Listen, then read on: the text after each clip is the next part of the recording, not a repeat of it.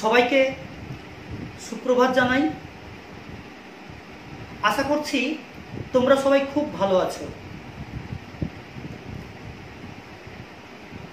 আজ আমি তোমাদের শশাঙ্ক স্যার বাংলার পাঠশালায় পড়াবো আমরা কবিতার পরের দুটি স্তবক। প্রথম পর্বে এই দ্বিতীয় পর্বে পরের দুটি স্তবক যখন পড়াবো তার আগে প্রথম পর্বের রিক্যাপ একটু হয়ে যাক। প্রথম পর্বে আমি আমরা কবিতার প্রথম দুটি স্তবক আলোচনা করেছিলাম। আমি বলেছিলাম প্রথম দুটি স্তবকের প্রথম স্তবকে কবি বঙ্গভূমির বর্ণনা দিয়েছেন, ভৌগোলিক অবস্থান বর্ণনা করেছেন এবং বঙ্গভূমিকে কবি বঙ্গ জননীর সঙ্গে তুলনা করেছেন, যে জননীর ডান হাতে কমলার ফুল, বাম হাতে কমলার ফুল আর ডাইনে মধুক মালা যেমন রয়েছে, তেমন তার উত্তরে উত্তুঙ্গ হিমালয়, উচ্চ শৃঙ্গ, যেখানে আলোর রশ্মি পড়ে, সূর্য রশ্মি পড়ে ভুবন আলোকিত হচ্ছে, আর দক্ষিণে সাগর তার শত তরঙ্গ দিয়ে বন্দনা গান রচনা করছে, আর পুণ্যভূমি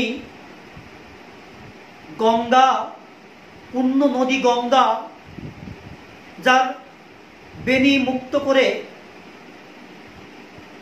আশীর্বাদের হাত মাথায় রেখেছে। তাই এই বঙ্গভূমি পবিত্র আমাদের কাছে। আর দ্বিতীয় স্তবকে কবি প্রাকৃতিক শক্তি, রাজনৈতিক শক্তির বর্ণনা দিয়েছিলেন। বাঘের সঙ্গে লড়াই করে আমরা বেঁচে থাকি, যা কিনা সুন্দরবনের কথা বলে আমাদের স্মরণ করিয়ে দিয়েছে। আবার রাজনৈতিক দিক থেকে বিজয় সিংহের সিংহল জয়, তার বর্ণনা দিয়েছেন। রামচন্দ্রের প্রপিতামহকে যে আমরা এখানে প্রতিরোধ করেছিলাম, তারও বর্ণনা দ্বিতীয় স্তবকে হয়েছে। চাঁদ প্রতাপের বিক্রম কবি ঘোষণা করেছেন, লিখেছেন, বিক্রমের কাহিনী কবি লিখেছেন। চাঁদ প্রতাপের সামনে পড়ে মুঘল অধীশ্বর, মুঘল সম্রাট, তারা বাধ্য হয়েছিল হঠে যেতে, চলে যেতে। এরকম দুটো স্তবক প্রথম পর্বে আমরা আলোচনা করেছিলাম। আজ আমরা তৃতীয় এবং চতুর্থ স্তবক নিয়ে আলোচনা করব। তৃতীয় স্তবকের অংশ কবিতাটা পড়ে নিই, তারপর তোমাদেরকে আমি ব্যাখ্যায় যাব। জ্ঞানের নিধান আদিবিদ্যান কপিল সাংখ্যকার, এই বাংলার মাটিতে গাঁথিল সূত্রে হীরকাহার। বাঙালি অতীশে লঙ্ঘিল গিরি তুষার ভয়ঙ্কর, জ্বালিল জ্ঞানের দীপ তিব্বতে বাঙালি দীপঙ্কর। কিশোর বয়সে পক্ষধরের পক্ষ সাতন করি, বাঙালির ছেলে ফিরে এলো দেশে যশের মুকুট পরি। বাংলার রবি জয়দেব কবি কান্ত কোমল পদে, করেছে সুরভি সংস্কৃতেরও কাঞ্চন কোকনদে। এই হলো তৃতীয় স্তবক। তৃতীয় স্তবকে কবি বাংলার শিক্ষা সংস্কৃতির প্রতি ইঙ্গিত করেছেন। তা তৃতীয় স্তবক যদি মূল পয়েন্ট বলতে হয়, তাহলে আমরা বলবো বাংলার শিক্ষা, বাংলার সংস্কৃতির কথা। শিক্ষা, দর্শন, সাহিত্য, সংস্কৃতির প্রতি এই তৃতীয় স্তবকে কবি বর্ণনা করেছেন। অতীত গৌরব গাথা বাংলা ও বাঙালির সাহিত্য, সংস্কৃতি, দর্শনের ধারায় গৌরবের চিত্র, গৌরবের চিহ্ন এই তৃতীয় স্তবকে বর্ণিত হয়েছে। কি বলেছেন? জ্ঞানের নিদান আদি বিদ্বান কপিল সাংখ্যকার। জ্ঞানের নিদান আদি বিদ্বান।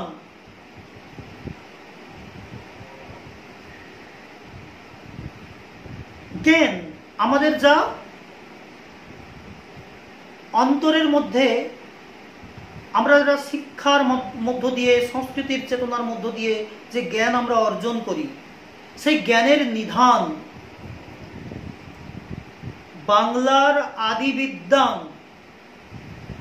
বাংলা ও বাঙালির আদি বিদ্বান হিসেবে পরিচিত কপিল। কপিল মুনির কথা অতিশয় প্রাচীন বা সুশিক্ষিত জ্ঞানী পণ্ডিত আদি বিদ্বান, সেই কপিল মুনির কথা বলেছেন। কপিল মুনি কে? একটু নোট করো।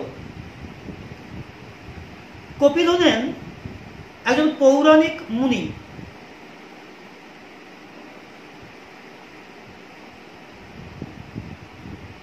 সাগর, দক্ষিণ 24 পরগনার সাগরে অবস্থিত কপিল মুনির আশ্রম, যে আশ্রমকে কেন্দ্র করে প্রতি বছর সাগর মেলা হয়, গঙ্গা সাগর মেলা। কথায় বলে সব তীর্থ বারবার, গঙ্গা সাগর তীর্থ একবার। কপিল মুনি কেন বিখ্যাত? তা গঙ্গাকে মর্তে এনেছিলেন ইক্ষ্বাকু বংশের রাজা ভগীরথ।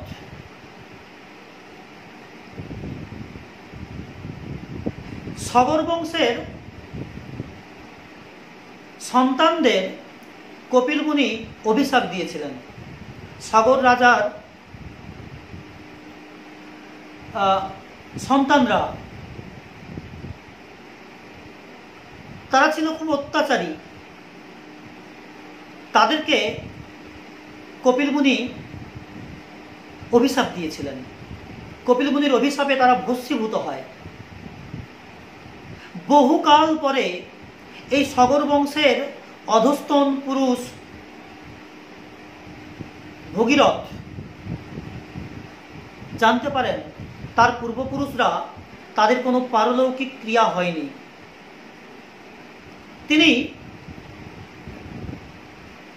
ব্রহ্মাকে সন্তুষ্ট করে, ব্রহ্মার তপস্যা করে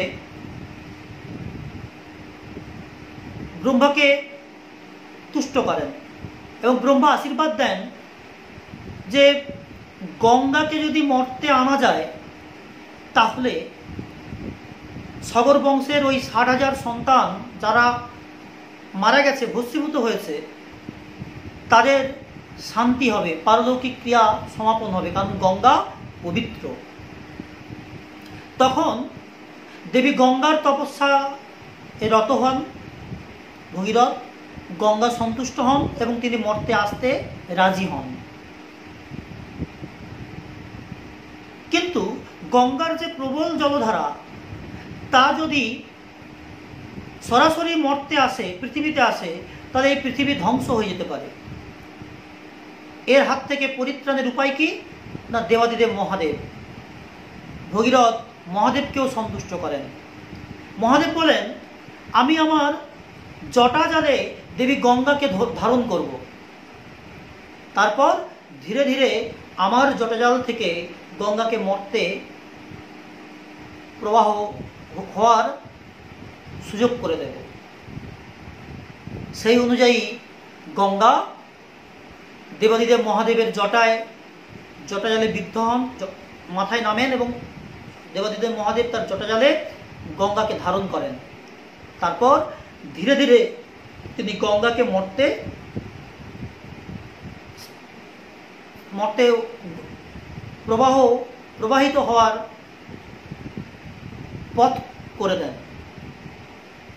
নানান স্থান প্রবাহিত হয়ে গঙ্গা যে মুহূর্তে কপিল মুনির আশ্রমের সামনে দিয়ে প্রবাহিত হলো, সেই মুহূর্তে সগর রাজার ওই যে 60,000 সন্তান যাদের পারলৌকিক ক্রিয়া হয়নি, পাপী, তাদের আত্মার শান্তি এলো। এই যে কপিল মুনিকে কেন্দ্র করে পুরাতাত্ত্বিক এই ঘটনা, পুণ্য ভূমি, তাই প্রতি বছর গঙ্গাসাগর মেলা হয় কপিল মুনির আশ্রমকে কেন্দ্র করে। দেশ বিদেশের লক্ষ লক্ষ মানুষ এখানে আসেন, সেই কপিল মুনির কথা বলা হয়েছে। কপিল মুনি বইতে আছে কপিল সাংখ্যকার, সংখ্যা দর্শনের রচয়িতা, প্রণেতা। তিনি কিন্তু বাংলার আদি পণ্ডিত, আদি বিদ্বান, সাংখ্য দর্শনের রচয়িতা কপিল মুনি।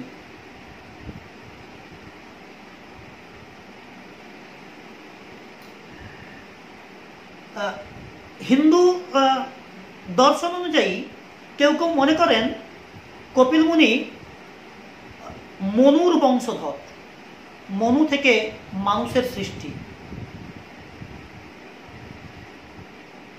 ভগবদ্গীতায় কপিলকে সিদ্ধ যোগী পুরুষ বলা হয়েছে। হিন্দু শাস্ত্র মতে কপিল হলেন বিষ্ণু ভক্ত অসুররাজ প্রহ্লাদের পুত্র। বিষ্ণু ভক্ত অসুররাজ প্রহ্লাদের পুত্র। আবার বাংলার আদি বিদ্বান, আদি পণ্ডিত কপিল মুনি।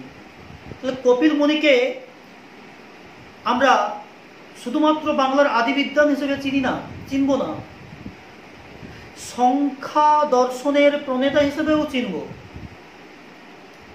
এবং অসুররাজ প্রহ্লাদের পুত্র। ভগবদ্গীতায় তাকে যোগী পুরুষ হিসেবে বর্ণনা করা হয়েছে। মনুর বংশধর কপিল মুনি। এই বাংলার মাটিতে গাঁথিল সূত্রে হীরক হার। এই বাংলার মাটি সূত্রে মানে সুতোয় হীরক দুটি ছড়িয়ে দিলেন। হীরের মালা। আসলে হীরে কি? মূল্যবান, বহু মূল্যবান রত্ন।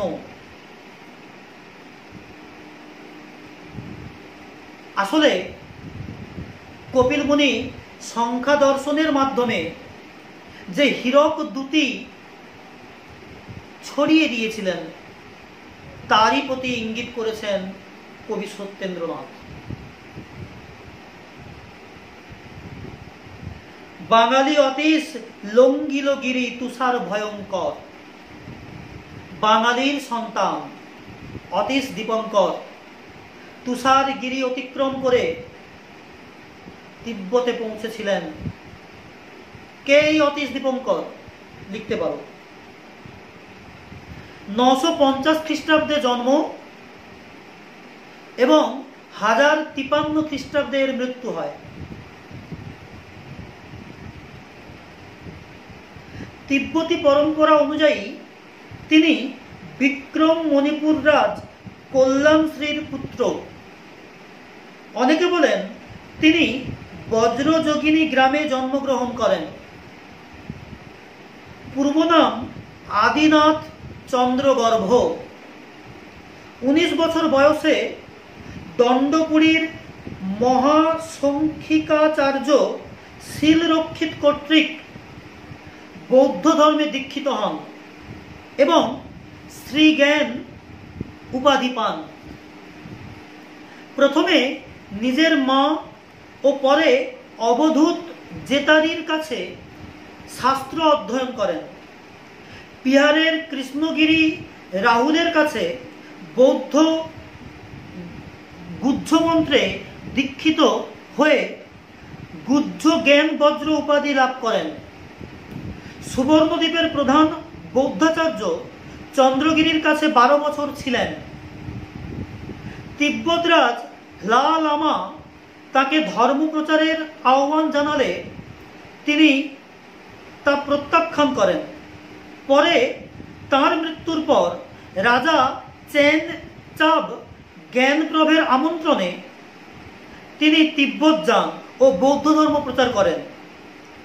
রত্ন করণ্ডত ঘাট, বোধিপাঠ, প্রদীপ পঞ্জিকা তাঁর লেখা উল্লেখযোগ্য গ্রন্থ। সম্রাট নয়পালের উদ্দেশ্যে তিনি বিমল রত্নলেখ নামক পত্র রচনা করেন।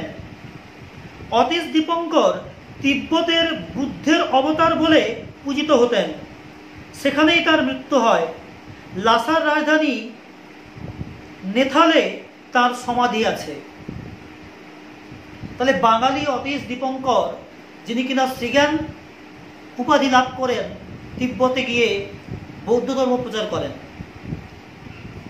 তাহলে শুধুমাত্র শিক্ষায় নয়, দর্শনে নয়, ধর্মেও বাঙালি যে এগিয়েছিল তার নিদর্শন এই পংক্তির মাধ্যমে কবি পরিস্ফুট করেছেন।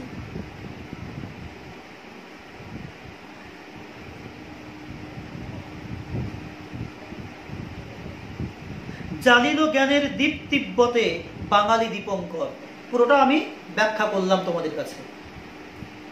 কিশোর বয়সে পক্ষধরের পক্ষ সাতন করি, বাঙালির ছেলে ফিরে এলো দেশে যশের মুকুট পরি। কিশোর বয়সে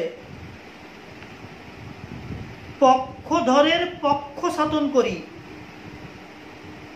পক্ষধর অর্থাৎ তার ডানা আছে এরকম, তার ডানা ছেটে ফেলা বা ডানা কেটে ফেলা। আসলে এখানে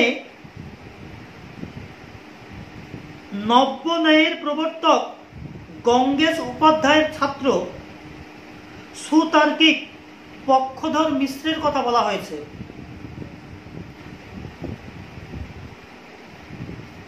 মতান্তরে অনেকে বলেন জয়দেব মিশ্র।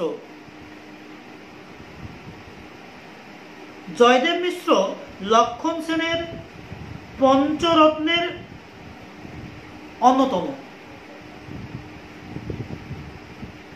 তিনি তর্কে তার গুরুদেবকে পরাস্ত করেছিলেন।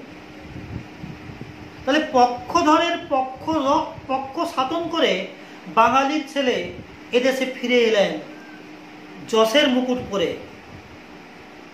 এই আমি তোমাদেরকে শিক্ষা দিচ্ছি, তোমাদের মধ্যে কেউ যদি সে এই শিক্ষায় শিক্ষিত হয়ে ভবিষ্যৎ জীবনে আমার চেয়েও বা আমাদের শিক্ষকদের চেয়েও, শিক্ষক শিক্ষিকাদের চেয়েও যদি উচ্চতম আসন লাভ করো, আশীর্বাদ করি তোমরা তাই করো। আমরা শিক্ষকরা সেই স্বপ্ন দেখি, আমাদের শিক্ষায় শিক্ষিত হয়ে তোমরা আমাদেরকে ছাড়িয়ে যাও, তোমাদের নাম সুদূর প্রসারিত হোক, কোটি কোটি মানুষ তোমাদের নাম জানুক। গর্ব হবে আমাদের যে ওই ছেলেটা বা ওই মেয়েটা আমার ছাত্র বা আমার ছাত্রী ছিল। এরকম অতীতেও পক্ষধরের পক্ষ সাতন করে বাঙালির ছেলে যশের মুকুট পরে বাংলায় ফিরে এসেছিলেন। কবি সেই গর্বিত দিনের কথা, সেই গর্বিত মুহূর্তের কথা তার কবিতায় লিখেছেন।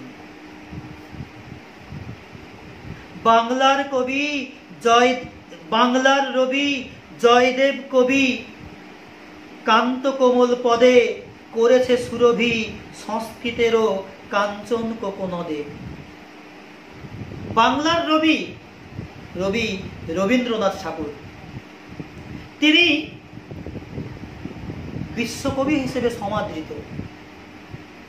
শুধু বাংলা ভাষায় বাঙালির স্বতন্ত্রতা নেই, সংস্কৃতের কবি জয়দেব, যিনি কিনা সংস্কৃতে গোবিন্দের রচয়িতা, তার যে কান্ত কোমল পদ, যে পদ পড়লে আমরা এমন এক রসের অমিয়া সাগরে স্নাত হই যার রস আস্বাদন করে আমাদের হৃদয় পুলকিত হয়। সংস্কৃত ভাষায় গীতগোবিন্দের রচয়িতা জয়দেব, তিনিও তো আমাদেরই এই বাংলার সন্তান। জয়দেব সম্পর্কে আরেকটু তোমাদের বলি, লেখো। দ্বাদশ শতাব্দীর বিখ্যাত কবি, বীরভূম জেলার কেন্দুবিল্ল বা কেঁদুলিতে জন্ম। মনে করা হয় তিনি রাজা লক্ষণ সেনের সভাকবি ছিলেন। রাজার পঞ্চরত্ন সভার অন্যতম কবি জয়দেব ছাড়া অন্য চারজন কবি হলেন গোবর্ধন, শরণ, ধৈ ও উমাপতি। তাঁর লেখা বিখ্যাত কাব্য গীত গোবিন্দম কাব্যটি সংস্কৃত ভাষায় লেখা। জয়দেব কিছুকাল উৎকল রাজার সভাকবিও ছিলেন বলে মনে করা হয়। উৎকল মানে উড়িষ্যা।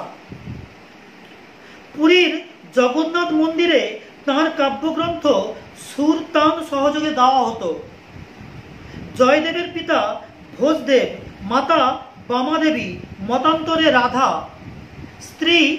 স্ত্রীর নাম পদ্মাবতী। অবশ্য আধুনিক গবেষকদের ধারণা অনুযায়ী কেন্দুবিল্ল ওড়িশা রাজ্যের মধ্যে পড়ে, তাই তিনি বাঙালি নন। তবে এটা কিন্তু বিতর্ক আছে। কেন্দুবিল্ল বা কেঁদুলিতে বিশাল মেলা হয়। আমাদের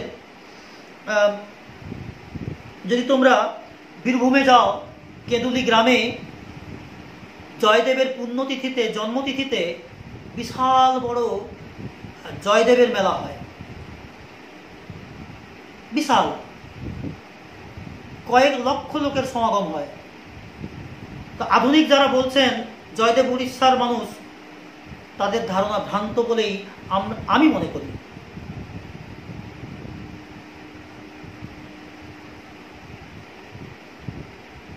জয়দেব কবি, জয়দেব কবি কান্ত কোমল পদে। কান্ত বিখ্যাত কবি, গীতিকার, সুরকার ও গায়ক। 1865 খ্রিস্টাব্দের 26 জুলাই তিনি জন্মগ্রহণ করেন। 1910 খ্রিস্টাব্দের 13 সেপ্টেম্বর কান্ত কবির মৃত্যু হয়। তার বিখ্যাত কাব্য কবিতা গ্রন্থ অভয়া, আনন্দময়ী, বিশ্রাম, সদ্ভাব কুসুম, শেষদান, বাণী ও কল্যাণী তার গানের সংকলন। রজনীকান্ত সেন। অমৃত গ্রন্থটি কবির ছড়া বা নীতিবোধ সম্পর্কিত ছড়া সংকলন। গ্রন্থটি রচনায় তিনি রবীন্দ্রনাথ ঠাকুরের খনিকা কাব্য দ্বারা প্রভাবিত হয়েছিলেন। মায়ের দেয়া মোটা কাপড় মাথায় তুলে নে রে ভাই গানটি তাঁরই লেখা। পরাধীন ভারতের বিপ্লবী দেশপ্রেমিকরা এটিকে সংগ্রামের মন্ত্র বলে মনে করেন। রজনীকান্ত সেন কান্ত কবি হিসেবে পরিচিত। কান্ত গীতি হিসেবে আমরা তার গান গাই।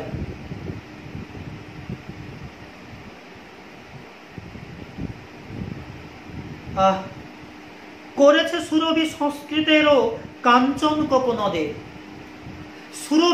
সুরভি তো করেছেন রবীন্দ্রনাথ, জয়দেব, রজনীকান্ত সেন। এরা বাংলা, সংস্কৃত সমস্ত সাহিত্যের দ্বারা সারা পৃথিবীতে তাদের নাম রেখে গেছেন, সুনাম রেখে গেছেন।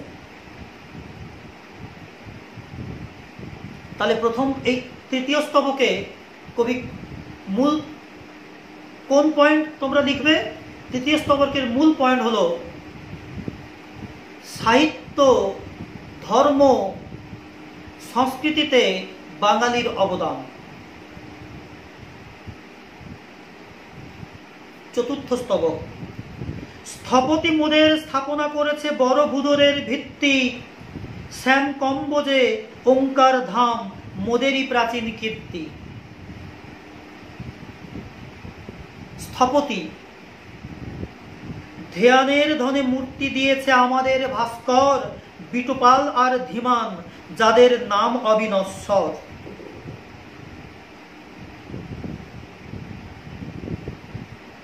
আমাদেরই কোনো সুপটু পটুয়া লীলায়িত তুলিকায় আমাদের পট অক্ষয় করে রেখেছে অজন্তায়। কীর্তনে আর বাউলের গানে আমরা দিয়েছি খুলি, মনের গোপনে নিভৃত ভুবনে দ্বার ছিল যতগুলি।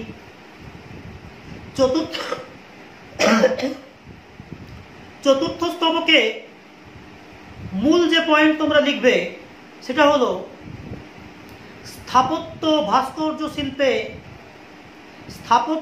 ও ভাস্কর্য শিল্প এবং গানের জগতে বাঙালির অবদান। স্থাপত্য, ভাস্কর্য, লোকসংস্কৃতি, গান, এই সকল জগতে বাঙালির কৃতিত্ব এখানে বর্ণনা করা হয়েছে। কি বলেছেন?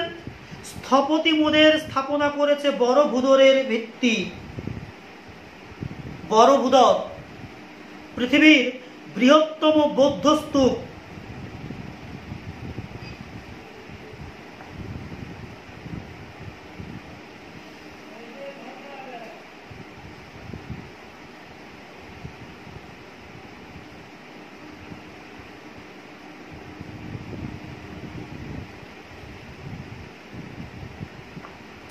স্থপতি মোদের স্থাপনা করেছে বড় ভূদরের ভিত্তি, বড় ভূদরের স্তূপ আমাদের স্থাপত্য শিল্পীরা স্থাপন করেছেন। শ্যাম কম্বোজে ওঙ্কার ধাম মোদেরই প্রাচীন কীর্তি। শ্যাম মানে থাইল্যান্ড, কম্বোজ একটু ব্যাখ্যা করি। শ্যাম হলো শ্যাম দেশ, বর্তমানে থাইল্যান্ড। 1939 খ্রিস্টাব্দে নাম বদলে থাইল্যান্ড রাখা হলেও পরবর্তীতে আবার শ্যাম দেশ বলা হতো। 1949-এ দ্বিতীয়বার এর নাম থাইল্যান্ড রাখা হয়। দক্ষিণ পূর্ব এশিয়ার এই রাজ্যটি ভারতীয় সংস্কৃতিতে সমৃদ্ধ। আসলে শ্যাম দেশ, এদিকে আফগানিস্তান, ওদিকে শ্রীলঙ্কা, তিব্বত, নেপাল, এ সব তো আগে ভারতবর্ষের অন্তর্গত ছিল। পাকিস্তান, বাংলাদেশ, তাই তো উপমহাদেশ বলা হয় ভারতবর্ষকে। কম্বোজ পঞ্চনদের উত্তর পশ্চিম ও গান্ধারের ঠিক উত্তরে পাল সাম্রাজ্যের নিকট সীমান্তবর্তী একটি রাজ্য। ষোড়শ মহাজনপদের মধ্যে একটি অন্যতম রাজ্য কম্বোজ। কম্বোজ অঞ্চলটি দক্ষিণ পশ্চিম কাশ্মীরে অবস্থিত এবং বর্তমানে পাকিস্তানের অন্তর্ভুক্ত, পাক অধিকৃত কাশ্মীরের অন্তর্ভুক্ত। জোর করে যে কাশ্মীর পাকিস্তান দখল করে রেখেছে, আমাদের আশা কোনো না কোনো দিন ওই কাশ্মীর, পাক অধিকৃত কাশ্মীর ভারতবর্ষের সীমানায় সংযুক্ত হবে। তা হয়তো খুব বেশি দূর নয়। শ্যামকম্পোজে ওঙ্কার ধাম। এবার ওঙ্কার ধাম, ওঙ্কারনাথ মন্দির। এখানকার স্থাপত্য কারুকার্য বিস্ময়কর।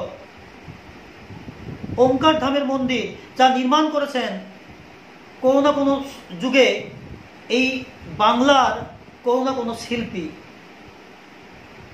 তাহলে বাংলা ছাড়িয়ে সুদূর থাইল্যান্ড, শ্যাম দেশে বাঙালির কৃতিত্ব আজও উজ্জ্বল। মোদেরই প্রাচীন কীর্তি। ধ্যানের ধনে মূর্তি দিয়েছে আমাদের ভাস্কর। ধ্যান মানে ধ্যান, এটা কাব্যে প্রয়োগ হয়েছে, ধ্যান থেকে ধ্যান। ধ্যানের ধনে মূর্তি দিয়েছে আমাদের ভাস্কর। আমাদের কোনো ভাস্কর্য শিল্পী হয়তো ওখানে মূর্তি রচনা করেছেন, আর যা কিনা আজ বিস্ময়। এই যে বলেছে বড়ভূদরের ভিত্তি, পৃথিবীর বৃহত্তম বৌদ্ধ স্তূপ কিন্তু বড়ভূদরে রয়েছে। তাও কিন্তু এই বাঙালিদের অবদান।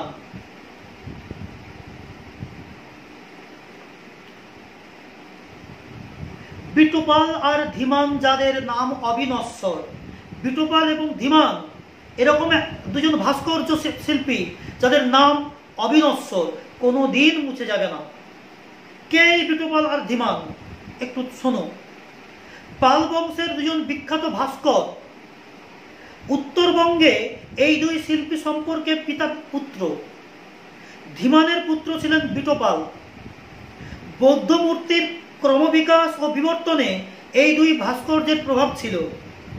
তাদের সমকালীন আরও কয়েকজন শিল্পী হলেন মহীধর, শশীদেব, কর্ণভদ্র, তথাগতস্বর প্রমুখ।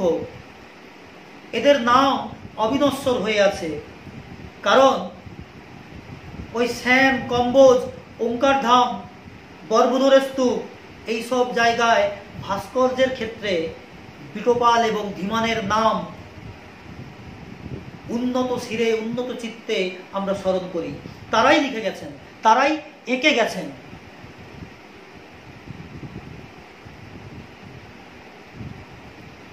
আচ্ছা, আমাদের হিন্দু শাস্ত্র বলে আমাদের আত্মা অবিনশ্বর, আত্মা কখনো মরে না, এক দেহ থেকে অন্য দেহে প্রসারিত হয়। তাই বলছেন বিটোপাল এবং ধীমানের নাম অবিনশ্বর হয়ে থেকে যাবে, কোনোদিন তাদের আমরা ভুলব না। আমাদেরই কোনো সুপটু পটুয়া লীলায়িত তুলিকায় আমাদের পট অক্ষয় করে রেখেছে অজন্তায়। পটুয়া, পটশিল্পী যারা এই পূর্ব মেদিনীপুর জেলায়, এই পূর্ব মেদিনীপুর জেলার একটা অঞ্চল যেখানে পটশিল্পীরা তাদের পটচিত্রের মাধ্যমে সারা বিশ্বে ছড়িয়ে আছেন।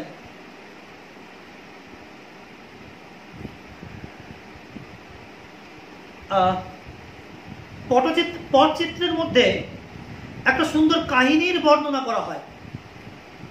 গান করেন পটুয়ারা, সেই কাহিনীকে সুন্দর গানের মাধ্যমে তুলে ধরেন।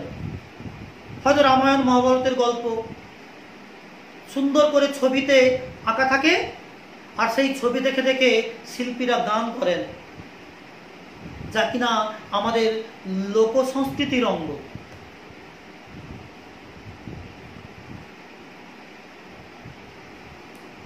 আচ্ছা, আমাদের পট অক্ষয় করে রেখেছে অজন্তায়। অজন্তা ইলোরার গুহাচিত্র, সেখানে বৌদ্ধ ও জৈন ভিক্ষুদের জন্য নির্মিত হয় এই গুহাচিত্র।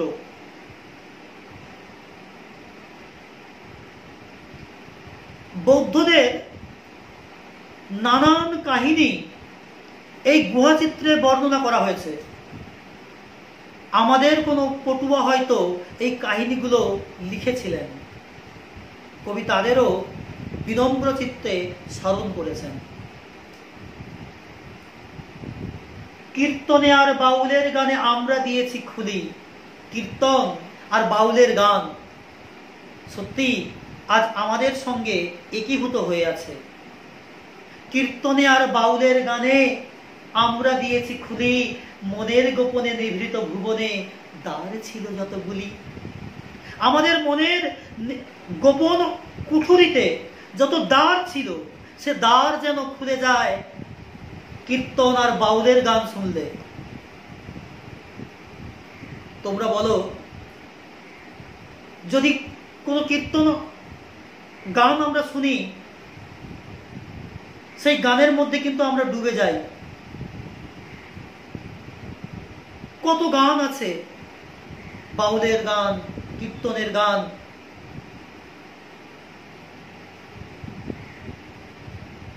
তাই না?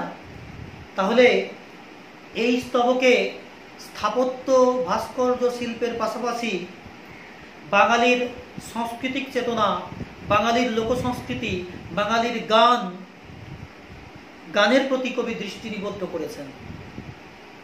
তাহলে আজকে দুটো স্তবক তোমাদেরকে পড়ালাম।